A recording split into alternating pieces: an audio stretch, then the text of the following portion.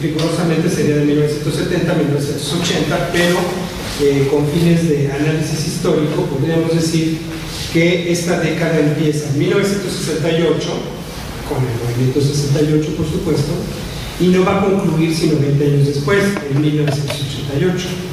¿Por qué? Porque tienen, estos 20 años tienen una característica común en lo económico, en lo político, en lo social y en lo cultural. En cuestión de la estructura económica, podemos decir que estos 20 años es la tragedia del modelo de desarrollo estabilizador mexicano, o la tragedia del modelo de desarrollo sostenido que a partir de 1960 el sistema mexicano llevó adelante. Y fue tragedia porque este proyecto del mal llamado milagro mexicano se vino abajo, se empezó a resquebrajar prácticamente a finales de los 60. ¿A través de qué rasgos comunes? Uno, a través de la baja de las reservas internacionales con las que estamos en con las que vivía el país. Dos, a través de una balanza comercial desigual con la gente con la que, o con los países con los que comerciábamos. Tres, el nivel de inversión extranjera y de inversión privada que empezaron a contar con ciertos resquebrajamientos. Cuatro, a través de una paridad cambiaria que era controlada por el gobierno.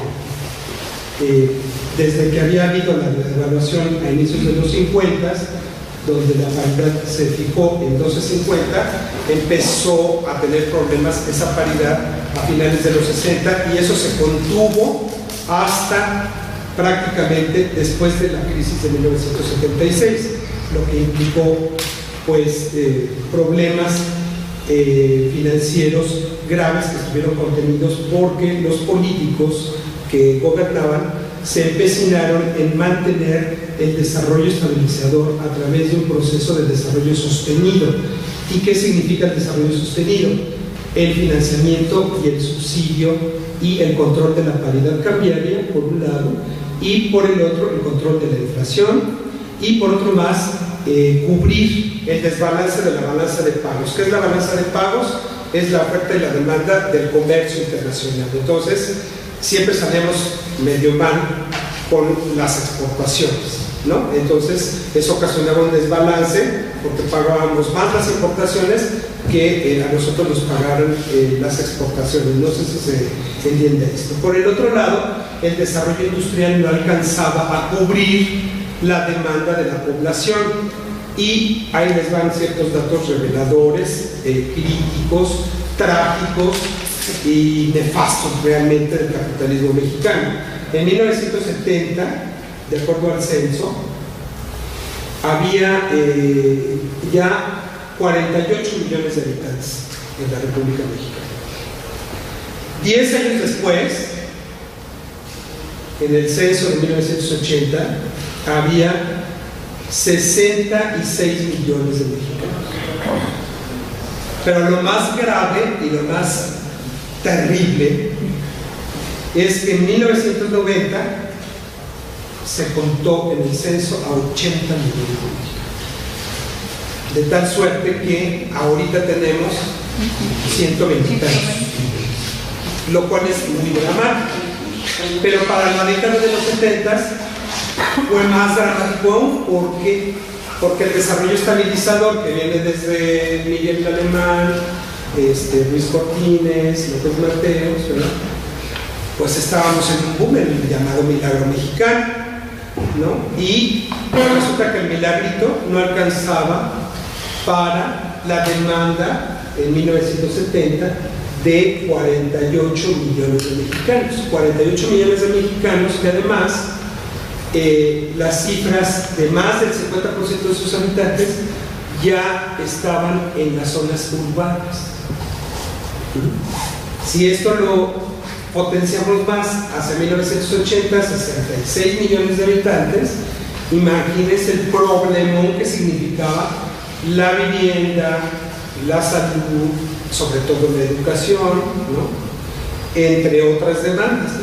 El crédito y todo eso. Entonces, realmente el modelo de desarrollo estabilizador empezó a ser como crisis a finales de los 60, se contuvo a partir de 1970, obviamente por ese eslogan que les había comentado, de necesaria la estabilidad política y social para el desarrollo económico, porque esa formulita pues seguía manteniéndose. Bueno, el desarrollo sostenido que establecieron López Mateos y Díaz Ordaz iba en ese sentido, sostener a toda costa el desarrollo estabilizador con una mini sustitución de importaciones y con un estímulo para que los empresarios locales y extranjeros subieran el nivel de inversión en la industria, el comercio, y se apostó muchísimo al turismo desde entonces. En 1970, en el sexenio de Luis Echeverría, ayer estaba viendo el video y decían que no era posible, ya empieza a correr. Luis Echeverría Álvarez continuó con la política económica relacionada con el desarrollo sostenido que tanto López Mateos como Gustavo Díaz Ordaz habían establecido como una línea de política económica nacional. Echeverría potencia el desarrollo sostenido a través de una mega sobreinversión en el sector industrial por un lado y en el sector turístico por el otro, a través de algo que los franceses, los teóricos franceses de la economía habían establecido, sobre todo en Francia, en Europa en general, que es la llamada política de polos de desarrollo. ¿Qué son los polos de desarrollo? Polos industriales o turísticos o comerciales o manufactureros que potenciaran el desarrollo regional y a través del desarrollo regional, con una combinación de inversión gubernamental, privada o nativa como extranjera, potenciar el capitalismo, ¿no? Entonces, bueno, cuando ya en 1971 es presidente Echeverría, esta política de polos de desarrollo se desarrolla sobre todo en Michoacán, con Lázaro Cárdenas Las Truchas, se desarrolla en Veracruz, con petróleo o con una siderúrgica, se intenta desarrollar en los estados del norte, y sobre todo en Nuevo León, en Sonora, y también tuvo otra vertiente, que fue la agroindustria. Entonces se hicieron polos de desarrollo que tenían que ver con la producción agroindustrial, como fue el caso de Jalisco, como fue el caso del Bajío, este corredor agroindustrial que corre desde Querétaro hasta Lagos de Moreno, se hizo en esa época. Sorprendentemente también en Quintana Roo, a través de la explotación del chicle, que era una producción muy importante para los Estados Unidos. Se hizo también un crecimiento por el estilo en Tabasco, esta zona de Tabasco, colindante con Chiapas, en Palenque, pero aparte también se hicieron los grandes polos de desarrollo y de inversión que tenían que ver con el turismo. Entonces se dio una potencialización para Acapulco, por supuesto, Iztapas y Guatanejo, Veracruz, Cancún, por supuesto, esta zona de San Blas en Nayarit, La Paz en Baja California, Guaymas en Sonora, etc. Bueno, esto dio por resultado que en 3 años efectivamente se incidió en el crecimiento económico a través de esta sobreinversión de capital en los polos de desarrollo. Pero esta sobreinversión de capital, ¿de dónde creen que venía? No venía de nuestro capital, venía de afuera a través de préstamos. Fondo Monetario Internacional, Banco Mundial y los banqueros neoyorquinos que financiaron ese desarrollismo de Echeverría. Y esto se conectó también con el populismo que este periodo se caracteriza por conectar el nacionalismo con el crecimiento y el desarrollo económico por un lado, y por el otro con una política social que tiene que ver con la necesidad de cubrir las grandes demandas de la población mexicana, que ¿cuáles son? La vivienda, la salud, la educación. Se hizo una gran reforma educativa y el sistema educativo creció para cubrir la demanda, sobre todo en las zonas urbanas del país, que crecían demográficamente a un ritmo muy acelerado. A través de Echeverría, por ejemplo, se fortaleció la educación superior, la educación científica. De hecho, en su periodo se creó CONACYT. ¿Con qué intención? Generacionalmente, la demografía, los que nacieron en 50 ya empezaban a demandar en 70 educación. De hecho, fue una demanda del 1968, ¿no? Entonces, se crea todo un sistema de educación científica y tecnológica para el desarrollo, por un lado. Por el otro, se intenta fortalecer la demanda que tiene que ver con la educación básica y media básica. Entonces se crea todo un sistema. Luego inician los grandes desarrollos habitacionales, sobre todo en las grandes ciudades como la Ciudad de México, Monterrey, Guadalajara, Puebla, que empiezan a crecer a través de estos grandes fraccionamientos que cubren la demanda de los burócratas, de los maestros, de los electricistas, etcétera, y ¿a través de qué? A través del financiamiento. Pero también hay una política de salud que implica empezar a crear un sistema que tiene que ver con el cubrimiento de las necesidades de salud, porque la población nacida 20, 30, 40 ya está en edad adulta en los 70, y entonces empiezan a demandar pues, los servicios de salud característicos. Pero también los nacidos en 50, 60, que son jóvenes, empiezan a parir hijos pues, todos los días. Entonces eso implica una política de salud fortalecida. Pero también la política social se concentra en la planificación demográfica, que eso es bien interesante, porque en el periodo Echeverría se establece como una política gubernamental, una política pública gubernamental fundamental, contener el crecimiento demográfico, porque si no, no íbamos a poder, de todas maneras no pudimos, ¿verdad? Pero se hicieron los primeros programas de planificación familiar. ¿En dónde creen? No en las grandes ciudades, en el mundo rural.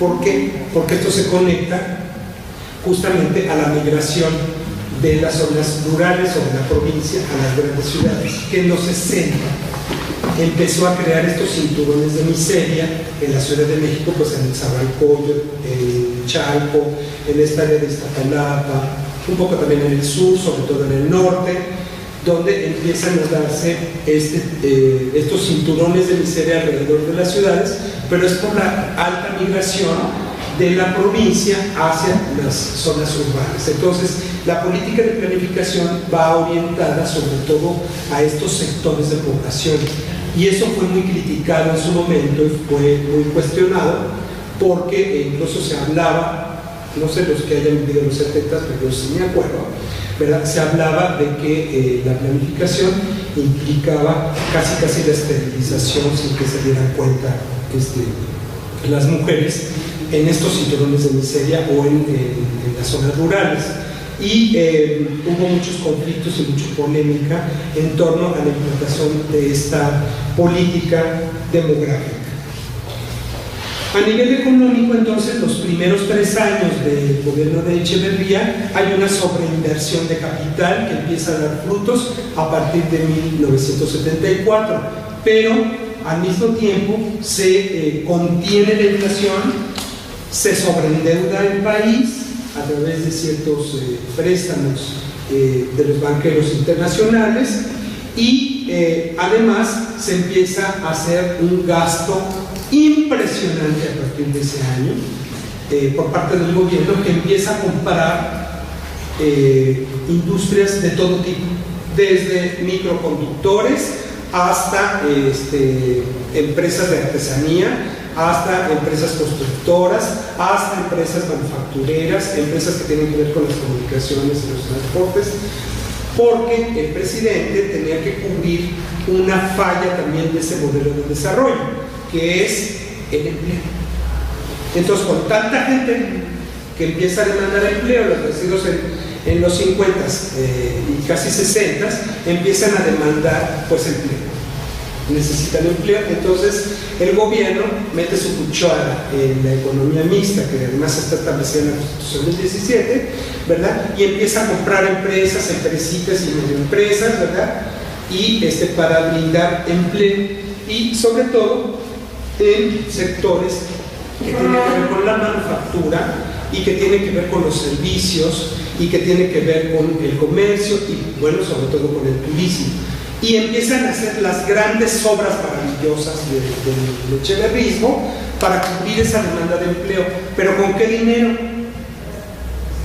Con deudas. Porque ya el modelo de desarrollo sostenido pues no aguantaba. Empieza a haber una presión de la inflación que va a explotar en 1996, que es una de las primeras crisis de lo que yo llamaría el capitalismo financiero de Estado, ¿no? Entonces, en 76 lo que sucede es una presión de la inflación, una presión del sobreendeudamiento, no hay un presupuesto que permita mantener todas las empresas paraestatales que se crean en menos de 3 años, y por supuesto los planes y programas del presidente ordenado de la economía empiezan a tener muchos problemas. Aparte, pues hay una presión social significativa que vamos a revisar un poquito más adelante. Total, que en 1976 se da una contención durante ese año del capital, pero además se tiene que devaluar la moneda, y el presidente no acepta devaluar la moneda durante 2 años. Entonces eso crea un problemón financiero terrible, porque la balanza de pagos estaba desequilibrada, la inflación por el otro lado, había que cubrir las cifras de empleo, las cifras de inversión de capital, y finalmente esto ocasiona una grave crisis y se tiene que devaluar la moneda a 19 pesos, pasa de 12.50 a 19 y ya. Y termina el sexenio, y entonces empieza el sexenio de otro personaje infausto de la historia contemporánea de México, como fue José López Portillo, amigo de Echeverría, que además ganó las elecciones solito porque fue el candidato único, y pues se sientan, ¿verdad?, en presidencia en diciembre de 1976 y dicen: ¿qué vamos a hacer con la crisis? Porque no hay dinero. ¿Para dónde vamos? ¿Qué hacemos?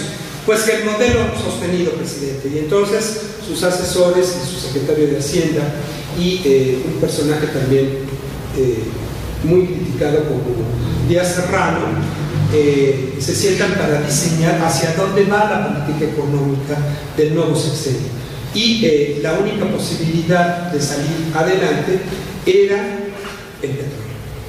Y hacen un plan interesante para la época, que fue ir a pedir más dinero al extranjero para 2 cosas. Una, la exploración, y otra, la explotación del petróleo. Y pues van con un estudio que Díaz Serrano en sus memorias menciona, donde se hablaba pues de la potencialidad del petróleo, ¿no?, de las posibilidades que brindaba al mundo el petróleo. Y con ese documento los banqueros prestaron millones, algo así como una cifra de 100,000 millones de dólares para que México explotara su petróleo. Además, en un momento muy significativo, porque en Arabia era uno de los mejores productores, mayores productores de petróleo, habían subido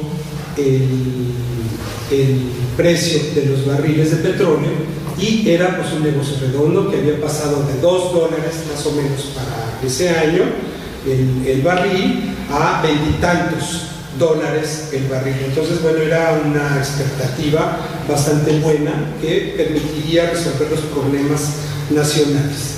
Y así fue. En un año, en 77, se hicieron las primeras exploraciones que tuvieron éxito. Cantarell en el Golfo de México, que permitiría la producción, fíjense de la cifra alucinante, ¿no?, de 200,000 barriles de petróleos diarios. Y bueno, pues eso fue la lotería, el tesoro que permitiría que México se convirtiera en una potencia petrolera. Pero ya para 1977, 1978, el precio del barril había subido hasta $42. Y obviamente los resultados no fueron de inmediato. Los resultados se empiezan a dar en 78, cuando México logra cubrir esos $100,000 millones prestados por los banqueros a través de su riqueza petrolera.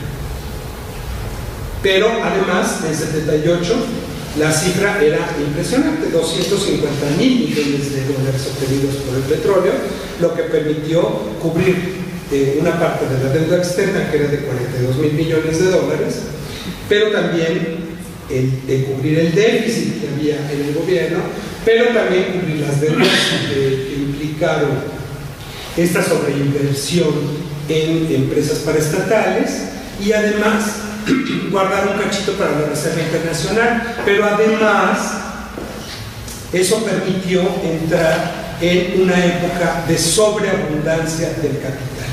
Entonces, pues todo el mundo muy feliz, porque José López Portillo pues se sentía, ya ven que era el periodo Hidalgo que cerraba el ciclo de la Revolución Mexicana, ¿verdad? Bueno, pues justamente el petróleo le dio la posibilidad de llevar adelante pues toda esa hidalguía moderna y contemporánea, que te gustan esos temas, ¿verdad?, que se reflejaba pues en las arcas del gobierno. Entonces, para 79 realmente los mexicanos estaban imbuidos por esa abundancia, porque todavía para 1980 los beneficios del petróleo fueron incontenibles. Bueno, se hicieron grandes obras, se hizo toda una política de desarrollo industrial, de desarrollo de servicios. Los polos de desarrollo reforzaron su posición como generadores de riqueza. Las cifras del empleo cubrían las expectativas, se cubrió la demanda de vivienda, se cubrió la demanda de salud, la demanda educativa, en fin. Realmente el milagro del petróleo fue una marea roja que a todos los mexicanos nos traía, bueno, enloquecidos, y sobre todo al gobierno.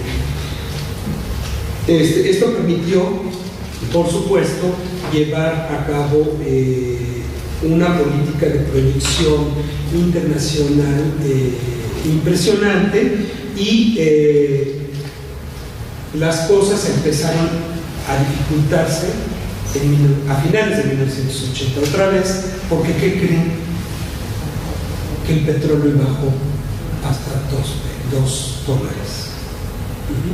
Y entonces toda esa inversión y toda esa expectativa se vino abajo de repente, porque el presupuesto tenía que ajustarse de nuevo a lo que se proyectaba por un lado, pero se había proyectado tanto que no alcanzaba, ¿no? Entonces en 1981 otra vez viene la crisis de la balanza de pagos, se agarra el dinero de la Reserva Internacional, que baja a cifras ridículas como $5,000 millones, que era nada, ¿verdad? la balanza comercial empieza a desajustarse, el proceso inflacionario empieza a hacer presión y que se tiene que devaluar la moneda. Otra vez durante un año el presidente no decide la devaluación hasta prácticamente finales de mediados de 1982, y por primera vez México tiene una crisis llamada crisis financiera internacional. ¿Por qué? Porque estábamos sobreendeudados, no alcanzamos a cubrir la deuda con la cosa del petróleo, y aparte la deuda interna también era muy alta, porque se establecieron compromisos que no se podían cumplir. Y a esto hay que sumar que los capitalistas nacionales desde 1980 empiezan a llevarse su dinerito para Estados Unidos. Y a esto hay que sumar que esos capitalistas nacionales tenían en control los bancos. Y entonces ese dinero en efectivo, ¿no?, pues se iba para Estados Unidos. Entonces no había de dónde. Y el proceso inflacionario fue del orden del 180%. Este señor se va, aunque dijo y prometió que iba a defender al peso como un perro, y lloró porque además en su discurso de toda posición dijo: perdón, perdona a los marginados, perdona a los pobres, perdona, ahora ayúdennos, por favor, ayúdennos, colaboren a través de su trabajo, a través, ¿no? Y entonces en el 82 pues volvió a llegar, porque dijo: pues o sea, yo les pedí ayuda y resulta de que ahorita los dejo peor, ¿no? En un caso muy lamentable, la verdad, ese sexenio, el señor pues se va en 1982, y con eso se cierra, digamos, toda esta etapa del desarrollo sostenido, de ese desarrollo estabilizador que a fuerza se tiene que mantener a toda costa y a todo costo. Y en 1982, pues el país, México, estaba quebrado. El nuevo gobierno de Madrid, que es el que cierra toda esta época del desarrollismo, de las crisis y de las crisis financieras, tiene que volver a negociar la deuda mexicana. Se van y se ponen de pechito en Nueva York, como bien lo narró en sus memorias Jesús Silva Herzog, que era su secretario de Hacienda, y aceptan primero una prórroga del servicio de la deuda. Segundo, pues tienen que pedir más lana, que no hay para pagar. No hay para pagar la nómina del gobierno. Así es. Se contiene toda la política pública. Es el fracaso en 1982 de los polos de desarrollo, ¿no? De todos los polos de desarrollo, la siderúrgica, las aeronaves, las sierra, Iztapas y Guatanejo abandonado, Cancún medio resollando, ¿no? Y toda la política agroindustrial se vino abajo en 1982 es un cuanto de la historia económica de México. ¿Por qué? Porque es la primera gran crisis financiera del capitalismo.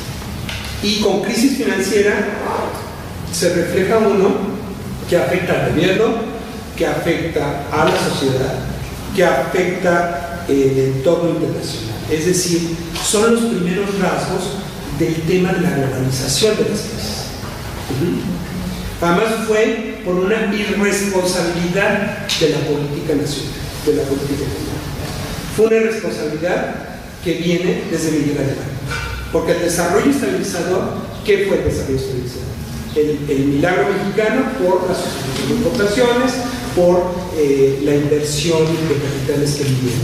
Después viene el desarrollo sostenido a toda costa, y a todo costo tengo que mantener ese crecimiento de 8%. ¿A través de qué? A través del sobreendeudamiento.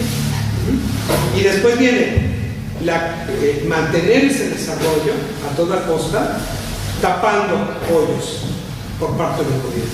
¿no? Porque ni siquiera los empresarios, ni siquiera los inversionistas lo hacían, sino que el gobierno subsidiaba. El gobierno importaba alimentos. Se hizo el sistema alimentario mexicano y resulta que traíamos de Estados Unidos y de Europa el trigo, el frijol, etc. Entonces, todo eso el gobierno tapaba la cuestión. Luego, esto pues eclosionó en una gran crisis financiera que ni paró. Bueno, durante 1983, 1984, 1985, el país está de un hilo a través de las negociaciones con los banqueros internacionales con respecto a la crisis mexicana. Como de la Madrid era un ser burócrata, con sentimientos de contador y su renovación moral de la sociedad, era un cuadrado, ¿no? El control de la política económica permitió estabilizar al país. Ahora, esta estabilidad vino porque nos endeudamos más para pagar. Hágate cuenta de las cosas de las tarjetas hoy en día, ¿no? O sea que ganas el dinero, pero se te va el 90% en pagar la tarjeta. Y entonces, ¿qué tienes que hacer? Porque no te alcanza para comer, le pides otra tarjeta o pides otro crédito. Bueno, así, hágate cuenta de esa formalidad. Así hizo el gobierno de la Madrid. Entonces, durante estos 3 años, lo que se contiene es, por supuesto, el proceso inflacionario, pero además había una especulación con la moneda extranjera impresionante. En estos 3 años, además, los banqueros, los ex banqueros que nacionalizaron en 1982, siguen sacando su capital. Entonces el gobierno tiene que poner una política restrictiva con respecto al dólar y con respecto a los capitales golondrinos que se van y se van y se van. Pero además, son las primeras crisis que tienen que ver con la bolsa de valores. La bolsa mexicana de valores siempre está en -0 durante estos años. Ni para dónde, ¿eh? Fue una crisis, no sé, algunos de ustedes la han de haber vivido, tremenda para toda la población, para sectores ricos, medianos y pobres, pues más. Porque además esto ocasionó que los mexicanos de la clase media fueron los más afectados y los que se hicieron más pobres. Pasaron de ser clase media a ser pobres. Y los ricos se hicieron más de la clase media, los que se quedaron. Los grandes ricos pues se fueron del país. Fue una crisis terrible, la de 1982, que sí se contuvo hasta 1985, pero ¿qué creen? Que nos tembló. Y entonces todo el esfuerzo por mantener una reserva internacional, por equilibrar la balanza de pagos, por lograr la inversión extranjera, todos esos recursos se fueron a la goma, porque eso implicó una inversión posterior, que ¿de dónde creo que sale? De Nueva York, de Washington, porque tuvimos que pedirle a la Gestalt. De tal suerte que el sexenio de Miguel de la Madrid es el sexenio perdido. Es el sexenio más gris de la historia contemporánea de México. Fue un sexenio tremendo para la población. Que además llegamos a 1990, ya con Salinas, a 80 millones de mexicanos, con una deuda que sobrepasaba los 100,000 millones de dólares. La pobreza, la real pobreza de la globalización viene justamente de este sexenio, porque ahí todo el mundo, yo creo, que se hizo pobre, definitivamente. Los desbalances urbanos, hay una crisis urbana de considerables magnitudes en el país. Hay una depauperización de la agricultura, hay una crisis de las comunicaciones y transportes, o sea, las carreteras. Los ferrocarriles se van a la goma, los puertos están hechos un asco, los grandes polos de desarrollo están parados. Entonces, pues, como, ¿de dónde mi vida? Pues, de las deudas, de modo. Dice que en 1989 no, pues, que fue toda felicidad porque llegó el neoliberalismo y que la política social y todo, pero pues ¿de dónde? Si hay que cubrir la deuda de más de 100,000 millones de dólares. Aparte el petróleo servía de caja chica. ¿Para quién? No para cubrir las deudas, era para que este aparato gubernamental creado por los esquizofrénicos de Echeverría y de López Portillo había que mantener. Por eso de la Madrid lleva a cabo una política de desincorporación de entidades paraestatales que sobre todo el Fondo Monetario Internacional y el Banco Mundial piden que México lleven a cabo esa política de adelgazar al gobierno por un lado, por el otro no subir los salarios, lo cual fue una cosa dramática para los mexicanos de los 80. ¿Por qué? Porque al no subir los salarios no hay demanda y toda la oferta se contrae, entonces no hay negocio que funcione, ¿no? Bueno, el periodo del desarrollo estabilizador, desarrollo sostenido, termina con esta magna crisis financiera que no se va a corregir hasta muy entrado el salinato, que ya de eso no les hablo, pero que implicó grandes sacrificios económicos para el gobierno y por supuesto para la sociedad. Eso a nivel de la economía. Ahí está Luis Cabañas. Bueno, ¿qué pasa a nivel social? A nivel social no hay una estabilidad social. ¿Por qué? Finales de los 60, el 68. El 68 fue un momento de quiebre de estructura histórica. ¿En qué sentido? El 68 abrió la cloaca del sistema político autoritario mexicano.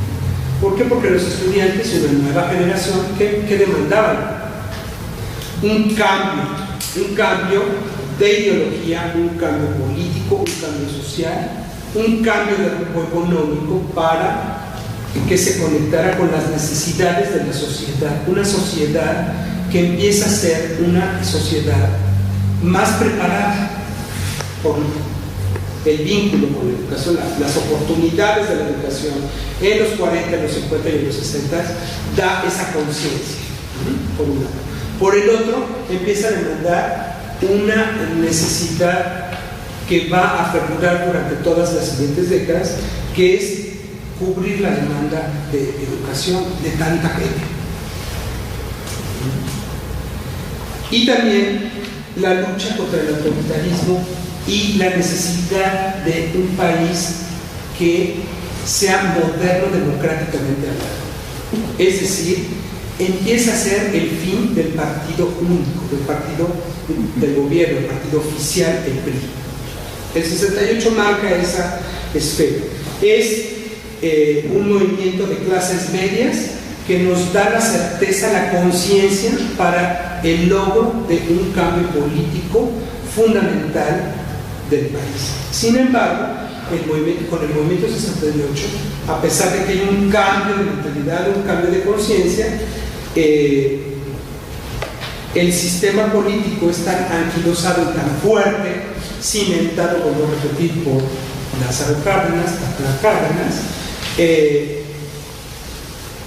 todavía fue refortalecido por el alemanismo y todavía más amarrado por López Mateos, pues no sé, entonces la política gubernamental se empecina en seguir con esa formulita de estabilidad política, estabilidad social para el desarrollo y crecimiento económicos, y ahí insertarse dentro del capitalismo financiero que para la época era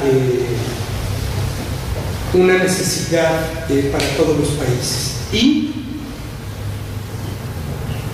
la sociedad, a partir de 1968, empieza a ser una sociedad demandante, una sociedad crítica, una sociedad que sale a las calles, una sociedad que empieza a rebelarse contra el sistema político y contra el gobierno, que empieza a criticar las políticas económicas y las políticas públicas permanentemente.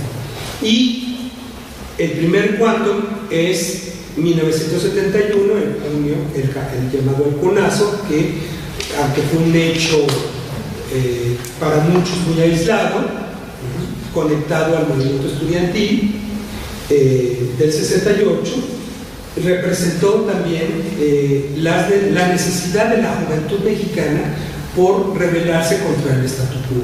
Y entonces eso empezó a inundar a los sectores campesinos, a los sectores obreros, a las clases medias, a los sindicatos, ¿verdad?, que se empezaron a oponer al mantenimiento del modelo de desarrollo. En los 70s, México era un polvorín. No sé, digo, muchos estudiosos lo han profundizado más, pero fíjense, están los estudiantes, luego están los electricistas, luego están los médicos, luego el movimiento campesino independiente que empieza a tomar tierras por todas partes, el norte, el centro y el sur. Está el movimiento obrero independiente y otro factor muy importante que nace en esta década, que es el movimiento urbano popular. El movimiento urbano popular empieza a cuestionar las políticas públicas de desarrollo urbano y desarrollo regional, y el movimiento urbano popular además va a ir creciendo. ¿Hasta cuándo creen? Hasta después del siglo del 85. El movimiento urbano popular es el nuevo movimiento social más importante del mundo contemporáneo mexicano desde entonces, porque el movimiento urbano popular empieza a demandar que la política pública cubra las necesidades de estos cinturones de miseria: luz, agua, basura, servicios, calles, etcétera, etcétera. Y otro problema que nace en los 70s, que es el medio ambiente. A finales de los 70, este movimiento urbano popular que crece en la Ciudad de México, en Monterrey, en Guadalajara, en Puebla, en Zacatecas, en otras ciudades más o menos importantes, en León, este movimiento urbano popular además se conecta con las demandas de los municipios. Entonces, el municipalismo y los movimientos municipales también crecen en los 70. Y todos se refieren a la lucha constante en contra de la política pública, en contra del modelo de desarrollo. En Hidalgo podemos hablar del movimiento urbano popular, entonces sí, eso nos he estudiado, y ahí ¿saben qué demandaban? El transporte. Y demandaban obras porque se inundaba cada rato. Bueno, es decir, que los movimientos sociales se hacen más modernos, están conectados a las demandas de la población. Ya no son movimientos que buscan una utopía. Y van decantando toda la década. En los 80 se hacen más radicales, y en los 80 además se conectan con los partidos políticos. Entonces hay una vinculación de los movimientos sociales con el mundo político. Y entonces en los 80 pues es la hecatombe, porque los movimientos sociales son parte de los partidos políticos, sobre todo de la izquierda. La gran mayoría, unos estuvieron por la derecha, como los medioambientalistas o los municipalistas, y otros más, pues medio oficialistoides, conectados a la CTM, a la CNC y a la CNOP del PRI. Bueno, entre los 70 y los 80 estamos hablando de una efervescencia social de considerables magnitudes, además conectada con los procesos inflacionarios, es decir, crisis, me suben los precios, yo te hago un dinero. Hay carestía, te hago un dinero. Son luchas sociales las que se aprenden desde entonces. ¿Por qué? Porque son las demandas más sentidas de una población que es cada día más demandante de educación, de salud, de vivienda, de servicios, de la necesidad de que el gobierno cuide la cuestión ambiental, La cuestión ecológica es bien importante por esos movimientos y hay una conexión. Hay una gran presión social por la demanda educativa. Y entonces empiezan los movimientos universitarios que quieren, demandan que todo el mundo tenga acceso a la educación. Educación superior, por supuesto. Obviamente con estas crisis vemos que los ricos se hicieron más ricos y la clase media y los pobres pues más pobres. Y entonces eso crea demandas muy concretas que la población empieza a criticar y a demandar ante las autoridades inmediatas, las que tienen que ver con justamente esas demandas. Prácticamente en toda la República encontramos movimientos muy radicales, por ejemplo en Michoacán, en Veracruz, en Chihuahua, en Sonora, en Jalisco, por supuesto en la Ciudad de México, en el Estado de México, en Veracruz, en Puebla, en León, etcétera, porque el movimiento social pues ya se refuncionaliza a partir de la gran demanda que tiene que ver con las necesidades de la gente. Pero hay otro tipo de movimientos sociales muy importantes, la guerrilla. La guerrilla surge en los 60, que es una guerrilla como más utópica, ¿no? Más idealista, de hacer la revolución. En los 70 sobre todo, la guerrilla es más conectada a cosas puntuales de demanda revolucionaria. Y entonces está en Guerrero, Lucio Cabañas, otros personajes, pero también en el norte está. Y surge el llamado Partido de los Pobres, que empieza, o la Liga del 3 de septiembre, que empiezan a hacer una lucha más radical en torno al secuestro, en torno a ¿cómo se llama? La extorsión, en torno a una violencia entre social y política ideológica que se extiende por Guerrero, que se extiende por Chihuahua, que se extiende por Nuevo León, por Veracruz, en la misma Ciudad de México, en Michoacán, en Jalisco, etc. Y este es un nuevo frente de acción social que afecta muchísimo al pueblo. ¿Por qué? Pues la muerte de Garza Sada en 73, ¿verdad? Que se les va de las manos a los de la Liga, el 23 de septiembre, y entonces cae muerto un empresario que además es en el momento crucial en que los empresarios están de pleito con el presidente Chávez. Entonces, Garza Sada, entre otros muchos empresarios que fueron asesinados por este tipo de movimientos llamados de la guerrilla. Y además, muchos movimientos de la guerrilla estuvieron conectados con los movimientos de liberación nacional o con los movimientos guerrilleros de Centroamérica, como fue el caso de un grupo de guerrilleros que se formaron en El Salvador o en Nicaragua. También nació, por ejemplo, el Partido Revolucionario Obrero y Campesino, que hacía acciones de robo de empresas y comercios, asalto a bancos, ¿no? Que mantenían aterrorizada a la población, sobre todo en los estados donde actuaban más, ¿no?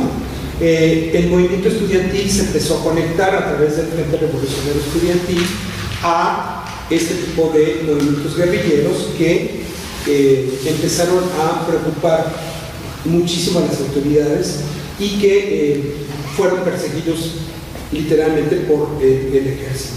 Ahora, la represión fue tan grande que las desapariciones políticas, que va a ser una demanda que a partir de 73, con el hijo de doña Rosario Ibarra, que es desaparecido del puesto en Campo Marte, surge un nuevo movimiento que es un movimiento que demanda el cese de la desaparición política y que está conectada, por ejemplo, con, por supuesto, los líderes del 68, con los líderes del Halconazo y con otros movimientos urbanos populares de destacada importancia. Cabe señalar que en 71 Echeverría quita el tema de la disolución social y además da amnistía a los líderes del 68, y entonces en 72-73 empiezan a llegar a los que se fueron a Chile o que se fueron a otras latitudes como Uruguay, Argentina, etcétera, y salieron de la cárcel varios líderes del 68.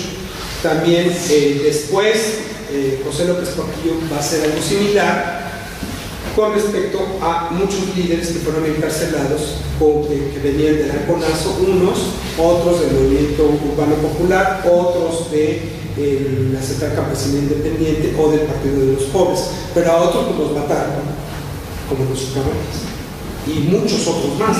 Hay una lista de 83 líderes guerrilleros que fueron asesinados en los 70. Hay una lista por ahí que se estableció. Bueno, pero también hay otro tipo de movimientos. Unos movimientos que tienen que ver con la demanda de la tierra, porque finalmente la reforma agraria no había terminado. Y entonces se crea en los 60 una organización que se llama la Central Campesina Independiente de México, que se aboca a contar con células en varios estados donde todavía permanecen ciertos latifundios, ¿no? Como Chihuahua, como Colima, Michoacán, incluso en Oaxaca, en Chiapas, en Quintana Roo, en Campeche, Tabasco, etcétera, que su técnica es tomar la tierra y establecerse. Y entonces esto ocasionaba pues un conflicto jurídico, político, social, porque las autoridades no podían hacer nada. Bueno, año tras año, desde 1971, vamos a encontrar esta movilización permanente de la toma de tierras en varios estados del país. Y a nivel obrero,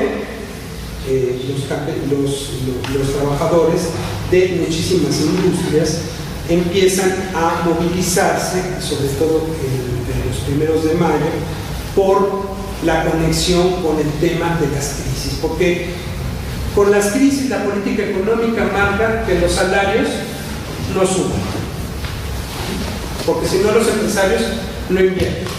Pero al mismo tiempo esto se ocasiona un problema de oferta y demanda considerable, y entonces la gente empieza a demandar condiciones de trabajo, pero también la cuestión salarial. Entonces, permanentemente desde 1976 vamos a encontrar a un movimiento obrero fortalecido, demandante y radical en torno a la cuestión del salario. Como pueden ustedes ver, pues la movilización social es una característica de este periodo de 20 años, y otra característica que hay que destacar es su conexión con la política. ¿Por qué? Porque la demanda social tiene que ver con la justicia social, con el equilibrio de la sociedad, pero también con la democracia, ¿no? Entonces, gracias a la reforma política de 1977, elaborada por Jesús Belicerones, se logra la expansión de la pluralidad política, es decir, la oferta política de organizaciones llamadas partidos políticos, tanto de la izquierda como de la derecha. Y ahí es donde ya en los 80s va a encajar el movimiento social con el movimiento político. ¿Qué van a demandar? No solamente las demandas más puntuales a nivel popular, sino también el logro de la democracia. Y el logro de la democracia, ¿cómo se logra? A través de los procesos electorales y a través del sistema político de representación proporcional en las cámaras, y un sistema de participación política que tiene que ver con la diversidad política del país. Bueno, y ahí nos conectamos justamente con el asunto de la cuestión política. ¿Hasta aquí vamos bien? ¿No se han aburrido? ¿Qué pasa con la política? La política se sigue centrando en un sistema político autoritario, en un sistema político presidencialista, en un sistema político donde la oposición es severamente castigada, ¿no? ¿A través de qué? A través del registro de las organizaciones, pero también y sobre todo en los 70s y 80s a través de la represión y la persecución de los opositores. Entonces, por el otro lado tenemos una apertura, entre comillas, del sistema con la reforma política, la famosa LOPE, que a finales del 77 finalmente ya opera, y donde se permite la creación y registro de partidos políticos con raigambre social, por supuesto, pero también con un alto grado de participación en los procesos electorales, regulados por un órgano electoral controlado por el Estado.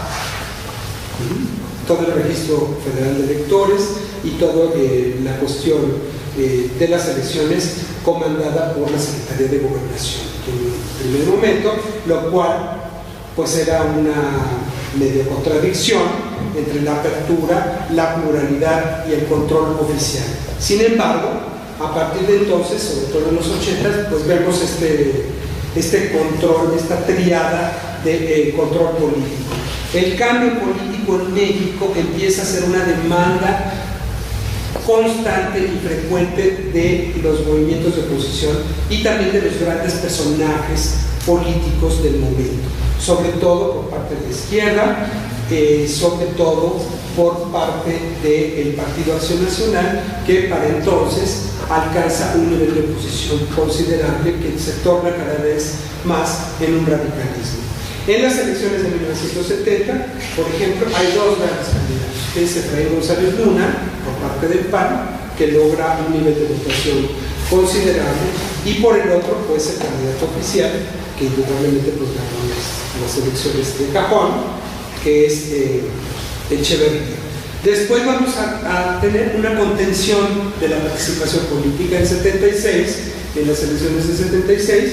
El candidato oficial pues es José López Portillo, porque ni Valentín Campa, como no obtuvo el registro, pudo participar oficialmente en las boletas electorales. Fue una elección realmente ridícula, donde el candidato oficial obtuvo el 90% de las votaciones, ¿no? En un universo pues totalmente ridículo. Y en 1982 vamos a encontrar una participación política más amplia, sobre todo de la izquierda y pues también de la derecha, pero obviamente con el control fundamental de la Secretaría de Gobernación en el proceso electoral, que nos permitió que Miguel de la Madrid ganara sin problema. Lemas, pues arriba y adelante con Echeverría, López Portillo, la solución somos todos, ¿no? Y con el infausto de Miguel de la Madrid, pues, la renovación moral de la sociedad. Esos eslogans en realidad reflejaban pues la misma línea política del desarrollo sostenible y el desarrollo estabilizador, que tiene que ver con el autoritarismo. La participación política y la representación política se tienen que modular a partir de entonces, sobre todo desde 1982, ¿no? Donde se va a cerrar un círculo hasta 1988. ¿Por qué? Porque la apertura del sistema con la reforma política permite más participación, más representatividad, más conexión de los movimientos sociales con los partidos políticos, pero que va a ser eclosión hasta 1988, concretamente en 1987, cuando el PRI se resquebraja por la corriente democrática encabezada por Cuauhtémoc Cárdenas y Porfirio Muñoz Ledo, que va a ocasionar una división de muerte del PRI. Y en 1988 ya hablamos de un corte, del inicio de una transición política importante, que va a durar hasta la actualidad, y que de eso les hablará tanto Víctor como Pepe Gordenberg al final, con gran amplitud. A nivel cultural, ¿qué pasa? A nivel cultural tenemos que México, y por ahí hay varias secciones culturales, sobre todo. A ver, ¿tiene sonido? A ver, ¿cuándo? Es de los 80 ya, mira. Sí. Bueno, los 70 pues es el boom de, por supuesto, el rock, ¿verdad?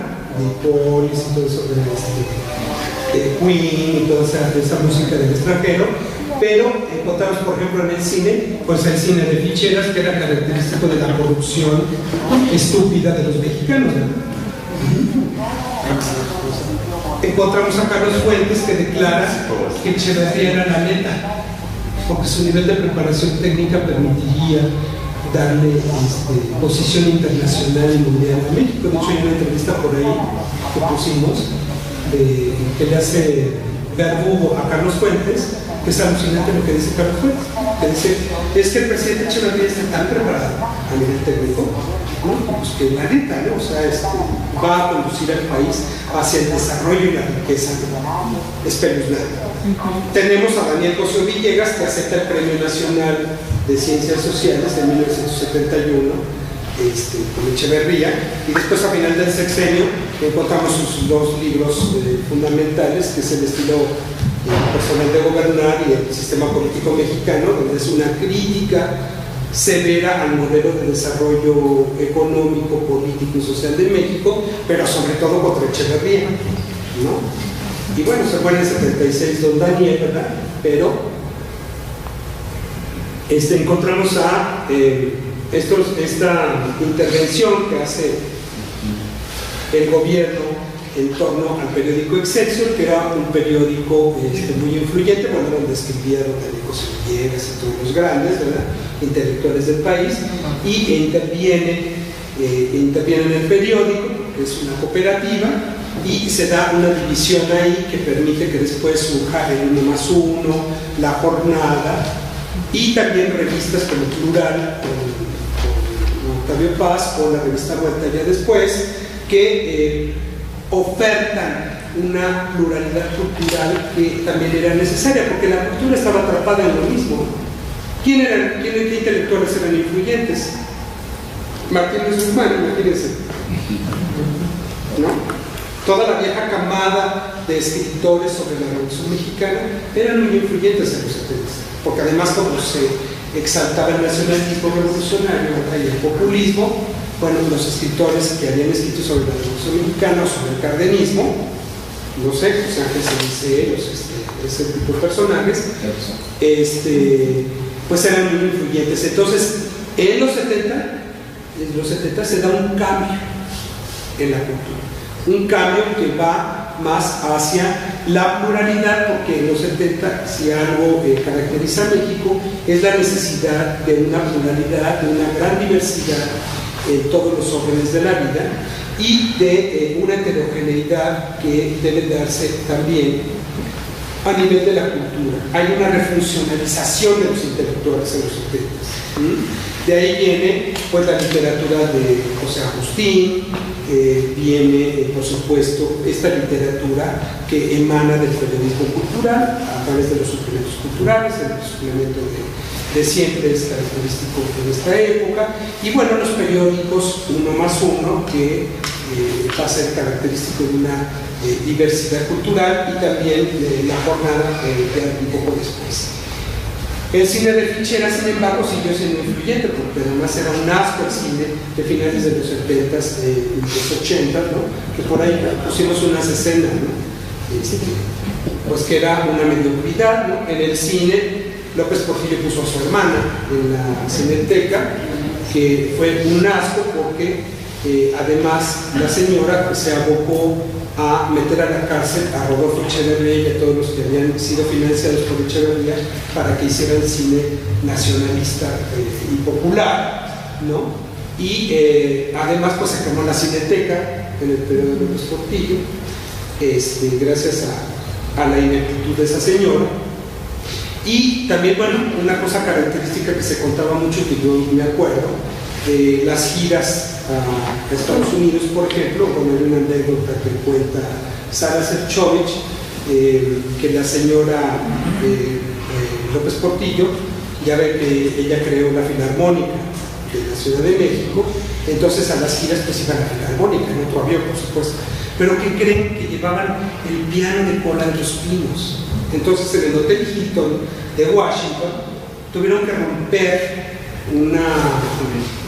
un ventanal del Hotel Hilton para que metieran ahí el piano, porque la señora tenía que practicar, ¿no? En esa gira tocó en la Casa Blanca con su piano, por supuesto había que trasladarlo porque no podía tocar el mismo piano, ¿no? Y el presidente de Estados Unidos pues, realmente se mofó de la señora, ¿no?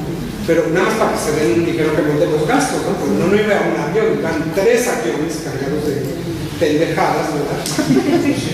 ¿No? Bueno, pues la señora Romano a todas las giras, sobre todo en Estados Unidos, llevaba a la filarmónica y llevaba su piano de cola, que pues era fundamental para que ella tocara una pieza de Mozart, ¿no? Gastos impresionantes, con un personaje característico pues, de la sociedad, de la política y de la cultura, pues Durazo. Durazo es la representación más acabada de la ridiculez de la abundancia. Un tipo corrupto, ¿no? Encargado de la policía del Distrito Federal, que se mandó a hacer un palacio ahí en el Ajusco de la Ciudad de México, que ahora es la Academia Mexicana de Ciencias, y otra casa en Ixtapa, el Partenón, famoso. Bueno, esa era la representación más acabada del periodo de 3 años de abundancia que hubo en México. ¿Por qué?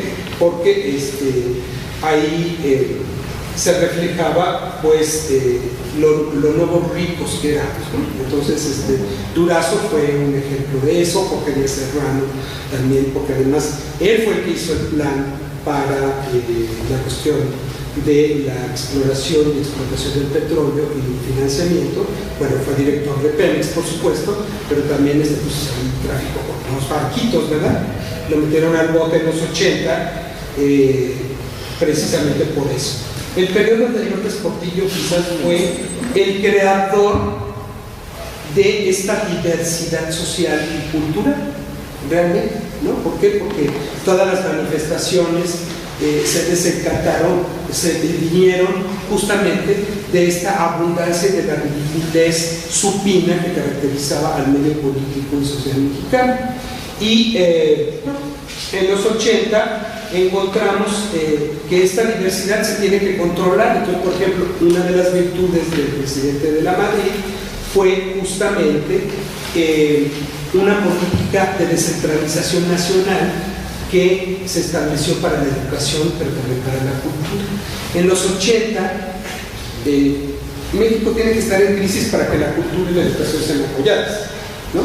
Porque en los 80, bueno, se crean instituciones como el Colegio de Michoacán, como en los colegios, todo este sistema de colegios justamente de la política de descentralización. Se apoyan, por ejemplo, las universidades de los estados con nuevos financiamientos, presupuestos y plazas, por supuesto, profesores.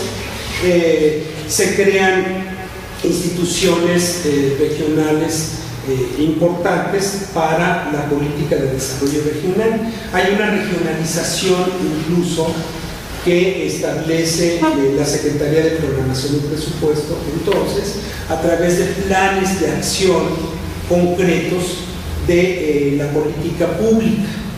Entonces ahí se repotencializa, por ejemplo, la cuestión de la urbanización, la cuestión de control demográfico, pero también características novedosas como es la política del medio ambiente, la política industrial, por supuesto la política de servicios. Por ejemplo, se crearon planes, por ejemplo el Plan Colima, que establecía una vinculación no solamente del Estado, sino con los estados circunvecinos. Hagan de cuenta como las cuencas hidrológicas en el alemanismo. En el periodo de la Madrid se hicieron grandes planes, la planeación pública fue muy importante porque el señor era planeador, ¿verdad? Burócrata, y se hicieron grandes planes de desarrollo. Ahí se empezó un poco a corregir esta cuestión de la regionalización, que además influyó en la cuestión de la educación y sobre todo de la cultura. Por primera vez hay institutos de cultura que modulan las expresiones culturales en los estados, cosa que no había antes. Se modulan, por ejemplo, los grandes centros de investigación científica y tecnológica para que haya por lo menos uno en cada estado de la República. Realmente de la Madrid hizo una política importante en ese aspecto. Y por supuesto que los 80s estamos hablando de una época muy revuelta, muy difícil, que además se reforzó con un desgarriate en la cuestión financiera y en una crisis que se extendió pues para la política, para la economía, para la cultura y sobre todo para la sociedad. De ese letargo político de los 80s no saldríamos sino hasta 1991-92 con nuestro gran neoliberal Carlos Salinas de Gortari, ¿verdad? Que nos hizo creer que íbamos hacia el primer mundo gracias al neoliberalismo y que después pues, nos metió en otras broncas, ¿no? Yo creo que este panorama nos indica pues 20 años de historia contemporánea que están muy vinculados, una, a la necesidad de cambio, dos, a la necesidad de la pluralidad política, social y cultural, tres, a que México ya es un país heterogéneo que tiene que conectarse al mundo y no ser tan endogámico y encerrado como lo era antes. Y por otra parte, a un cambio generacional que se va a experimentar en los 90s, que va a llevar al país a otros vericuetos, a otro tipo de conflictos y a otro tipo de características. Así es que aquí le va. Gracias. Prácticamente después de la crisis de 1976, lo que implicó pues problemas financieros graves que estuvieron contenidos porque los políticos que gobernaban se empecinaron en mantener el desarrollo estabilizador a través de un proceso de desarrollo sostenido. ¿Y qué significa el desarrollo sostenido? El financiamiento y el subsidio y el control de la paridad cambiaria, por un lado, y por el otro, el control de la inflación, y por otro más, cubrir el desbalance de la balanza de pagos. ¿Qué es la balanza de pagos? Es la oferta y la demanda del comercio internacional. Entonces, siempre salíamos medio mal con las exportaciones, ¿no? Entonces, eso ocasionaba un desbalance porque pagábamos más las importaciones que a nosotros nos pagaron las exportaciones. No sé si se entiende esto. Por el otro lado, el desarrollo industrial no alcanzaba a cubrir la demanda de la población y ahí les van ciertos datos reveladores, críticos, trágicos y nefastos realmente del capitalismo mexicano. En 1970, de acuerdo al censo, había ya 48 millones de habitantes en la República Mexicana. 10 años después, en el censo de 1980, había 66 millones de mexicanos. Pero lo más grave y lo más terrible es que en 1990 se contó en el censo a 80 millones de mexicanos. De tal suerte que ahorita tenemos 120 millones, lo cual es muy dramático. Pero para la década de los 70s fue más dramático porque el desarrollo estabilizador que viene desde Miguel Alemán, Luis Cortines, López Mateos, ¿verdad? Pues estábamos en un boom, el llamado milagro mexicano, sostenido a través de una mega sobreinversión en el sector industrial por un lado y en el sector turístico por el otro, a través de algo que los franceses, los teóricos franceses de la economía habían establecido, sobre todo en Francia, en Europa en general, que es la llamada política de polos de desarrollo. ¿Qué son los polos de desarrollo? Polos industriales o turísticos o comerciales o manufactureros que potenciaran el desarrollo regional y a través del desarrollo regional, con una combinación de inversión gubernamental, privada, nativa como extranjera, potenciar el capitalismo. ¿no? Entonces, bueno, cuando ya en 1971 es presidente Echeverría, esta política de polos de desarrollo se desarrolla sobre todo en Michoacán, con Lázaro Cárdenas Las Truchas, se desarrolla en Veracruz, con petróleo o con una siderúrgica, se intenta desarrollar en los estados del norte, y sobre todo en Nuevo León, en Sonora, y también tuvo otra vertiente, que fue la agroindustria. Entonces se hicieron polos de desarrollo que tenían que ver con la producción agroindustrial, como fue el caso de Jalisco, como fue el caso del Bajío, este corredor agroindustrial que corre desde Querétaro hasta Lagos de Moreno, se hizo en esa época. Sorprendentemente también en Quintana Roo, a través de la explotación del chicle, que era una producción muy importante para los Estados Unidos. Se hizo también un crecimiento por el estilo en Tabasco, esta zona de Tabasco, colindante con Chiapas, en Palenque, pero aparte también se hicieron los grandes polos de desarrollo y de inversión que tenían que ver con el turismo. Rigurosamente sería de 1970 a 1980, pero con fines de análisis histórico podríamos decir que esta década empieza en 1968, con el movimiento 68 por supuesto, y no va a concluir sino 20 años después, en 1988. ¿Por qué? Porque tienen, estos 20 años tienen una característica común en lo económico, en lo político, en lo social y en lo cultural. En cuestión de la estructura económica, podemos decir que estos 20 años es la tragedia del modelo de desarrollo estabilizador mexicano, o la tragedia del modelo de desarrollo sostenido que a partir de 1960 el sistema mexicano llevó adelante. Y fue tragedia porque este proyecto del mal llamado milagro mexicano se vino abajo, se empezó a resquebrajar prácticamente a finales de los 60. ¿A través de qué rasgos comunes? Uno, a través de la baja de las reservas internacionales con las que estamos en el con las que vivía el país. Dos, a través de una balanza comercial desigual con la gente con la que, o con los países con los que comerciábamos. Tres, el nivel de inversión extranjera y de inversión privada que empezaron a contar con ciertos resquebrajamientos.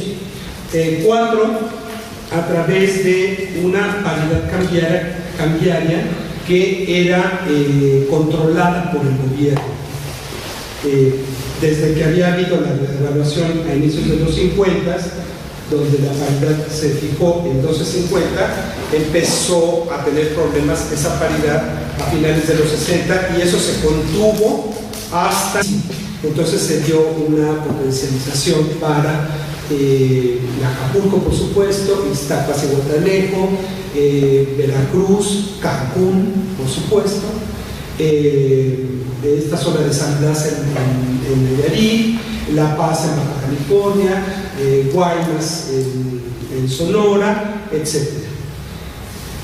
Bueno, esto dio por resultado que en 3 años efectivamente se incidió en el crecimiento económico a través de esta sobreinversión de capital en los polos de desarrollo.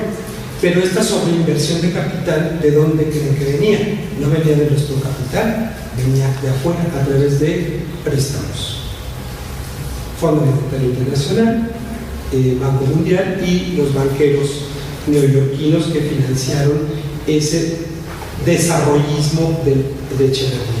Y esto se conectó también con el populismo que este periodo se caracteriza por conectar el nacionalismo con el crecimiento y el desarrollo económico por un lado y por el otro con una política social que tiene que ver con la necesidad de cubrir las grandes demandas de la población mexicana, que cuáles son: la vivienda, la salud, la educación. Se hizo una gran reforma educativa y el sistema educativo creció para cubrir la demanda, sobre todo en las zonas urbanas del país, que crecían demográficamente a un ritmo muy acelerado.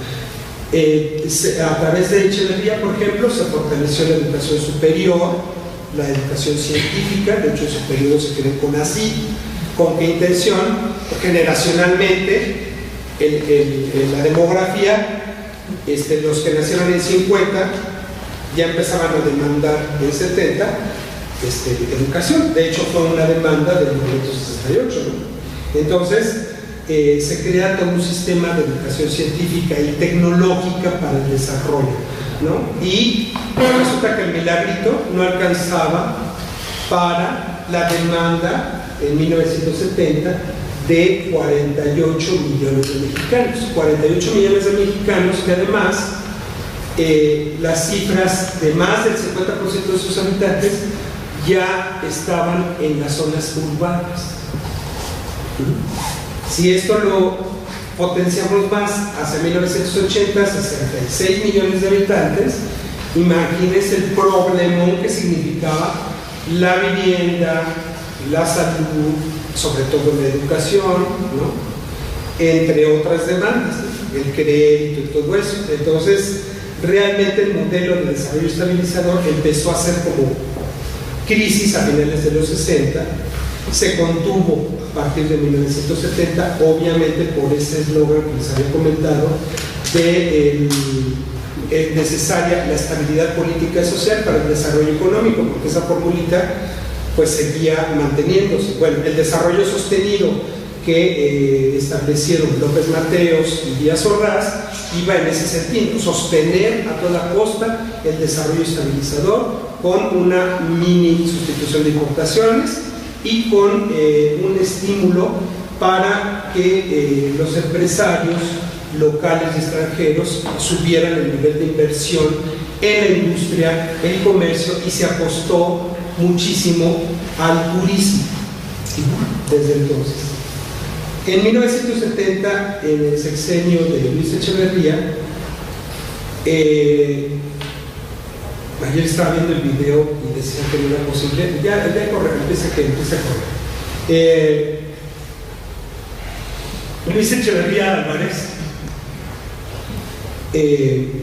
continuó con la política económica relacionada con el desarrollo sostenido que tanto López Mateos como Gustavo Díaz Ordaz habían establecido como una línea de política económica nacional.